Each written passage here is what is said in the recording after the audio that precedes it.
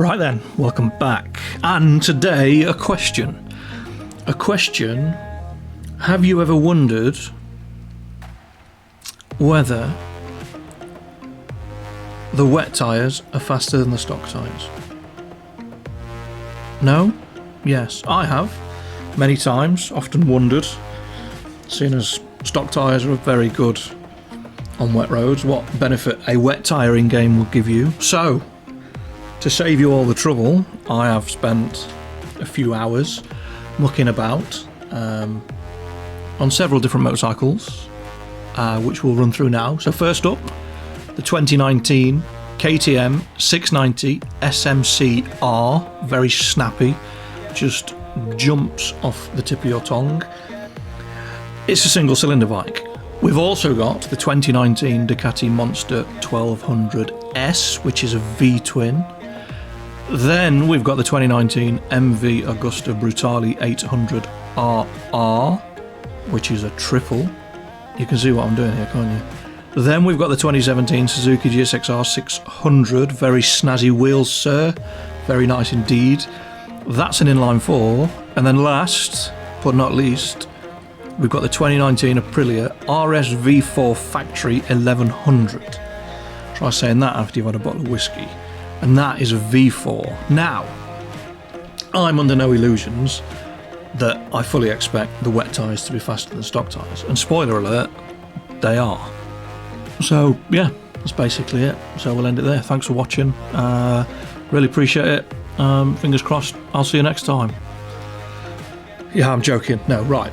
First up, KTM. So, how was it? Well, it was rather difficult. We were using Donington National in the wet all at the same time. The time graduation was on the same.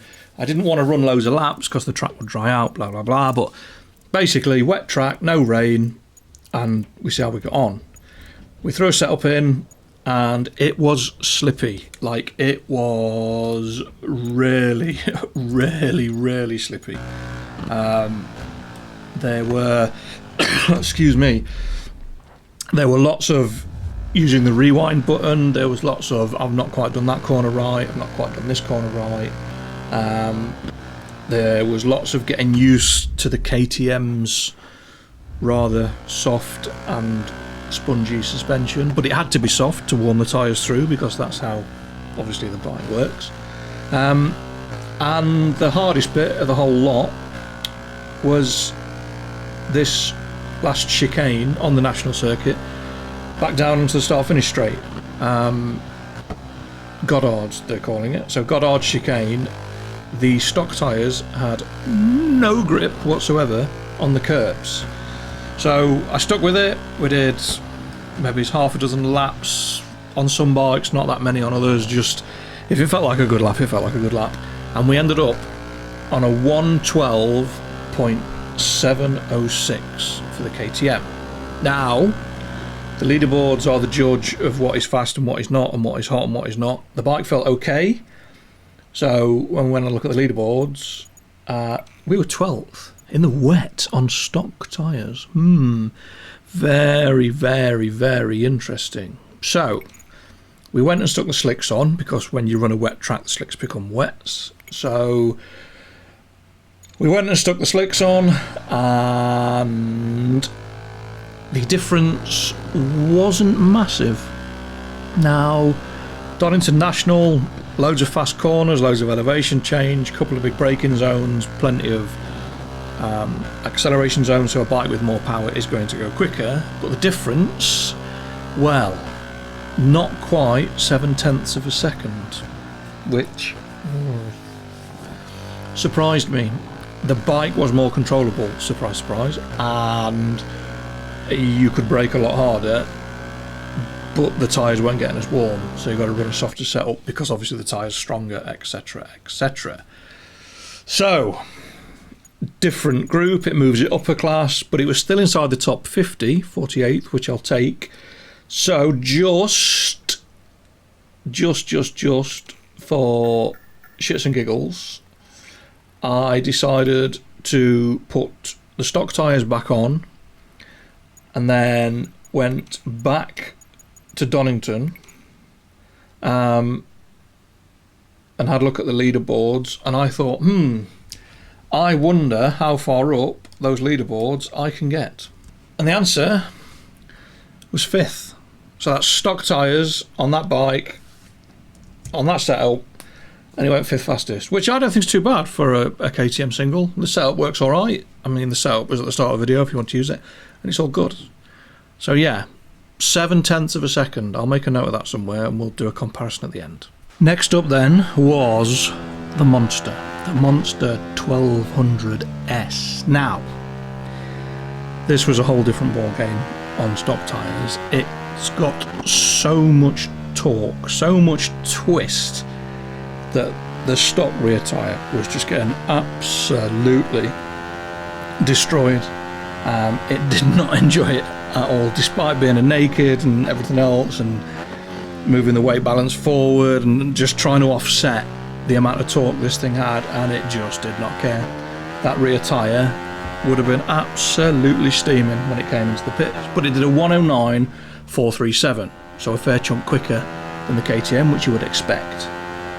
On the full wet tyre, the weight and energy distribution was still slightly rearward, but look how much better that tyre has coped. If anything, it could probably go a bit softer, and it ended up on a 107.902. Now, you might think, what on earth are you getting at? We'll get to that at the end. Leaderboards wise, it's a bit of a struggle because it's straight into the 800 bracket. Alright, next up was the MV Brutale 800 RR, and again, it's a naked. It's got about as much power as the Monster, but it doesn't have as much torque. Now, torque is the key factor in all of this. That's what's become apparent with the times at the end. On stock tyres, on the Brutale 800, the stock tyres work really well, and it did a 108.268. So what's that? 1.2 seconds quicker than the Monster. And do you know what? It's fast for that group. It's fast. Top 50, really good. On the wet tyre, no changes to the setup. I was leaving the setup exactly the same. It's probably a little bit too stiff. What you're saving on the stock tyre, you lose out on the wet tyre. You probably need to soften it off a little bit and get a bit more heat into it. However, it did go quicker. Not by miles, just quicker. It did a 107.635. So that's 3 bikes, 3 different engine setups, and we're starting to see a pattern emerge. Again, Gsxr 600, stock tyres. Now this thing felt so slow and awkward and cumbersome after the Ducati Monster and the MV Brutale. This just did not feel like a very usable thing at all. What it had going for it is a reasonably long wheelbase and a low centre of gravity, so in the faster corners it was quite stable. It wasn't quite warming the front tyre up mega. 109.069, which is slower than the MV but faster than the Ducati. Onto the race wet tyre, and again the increase was, well, it was marginal. It wasn't an absolutely huge increase. We're after a 109.069 and we ended up on a, what was it, 108.102, so quicker again. Now, before we start talking about the Aprilia, 3 bikes that use revs to make their power rather than capacity and don't have a lot of torque have all gone about 0.6 of a second quicker. Interesting. Onto the Aprilia 1100 factory RSV4, absolute monster, one of the quickest bikes on the game. I did not expect the stock tyres to take as much punishment as they did. They stood up reasonably well. It did a 107.601, which is faster than anything's gone, regardless of what tyre on, just outside the top 100. Now I'm looking at that leaderboard going, that's on stock tyres on a wet track. Top 100, 5 seconds difference. Ooh, I think I might have a go at that at the end. We'll come back to that. Onto the full wet tyre, and the amount of throttle that this bike would take. I mean, down through the crane of curves. Yes, I've got the traction control on. I had to have it on in the way. It was just spitting me off otherwise. But even just on one, bikes can still spit you off. This thing was just an absolute beast. And the engine, the Aprilia V4 is just on a different planet. I mean, I like MT10s and R1s with their cross-plane crank and everything else, but you just cannot beat You cannot be a proper bona fide big capacity V4 motor. They are just awesome. The noise that comes out of the back of them, one of my favourite engines in the world ever. But yeah, this thing was fast with a capital F-U-C-K-I-N-G.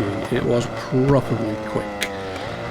And we did a 107.6 on the stock tyre. It's already done a 106.2. I thought there's probably a slightly quicker lap on it, and there was. We ended up on a 106.133. So, before we go to a conclusion, on the rain tyre, in the wet, it was inside the top 60. So I thought, there's only, 4 seconds there.